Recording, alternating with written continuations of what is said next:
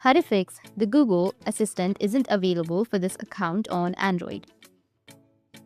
So if you want to fix the Google Assistant isn't available for this account on your Android, then this usually happens with work or school accounts. Restricted settings or assistant being disabled on your device.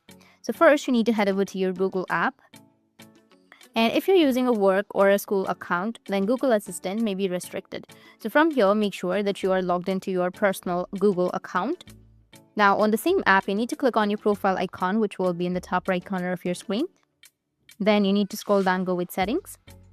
Then under settings, you need to scroll down and then you will find an option of Google Assistant. Tap on it and make sure Assistant is turned on.